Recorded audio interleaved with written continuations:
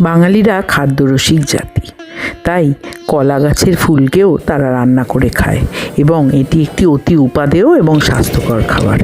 যেহেতু কলা গাছে প্রচুর পরিমাণে আয়রন থাকে, এই ফুলের মাধ্যমে সেই আয়রন আমরা শরীরে ইনটেক করতে পারি। তাই মোচা ঘন্ট বাঙালিদের একটি উপাদেয় রান্না। এটি নিরামিষও যেমন খাওয়া যায়, আমিষও হয়।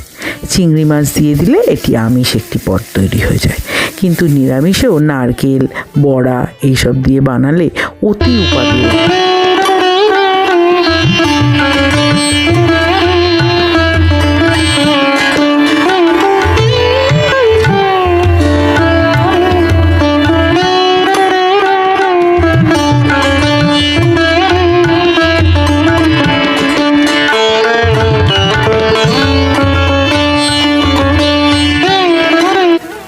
রান্নার শেষে একটু ঘি আর গরম মশলা দিয়ে দিলে সে যে কী উপাদেয় মাছ মাংস ছেড়ে আপনি খাবেন। ভালো লাগলে অবশ্যই লাইক করবেন, শেয়ার করবেন, সাবস্ক্রাইব করতে ভুলবেন না কিন্তু।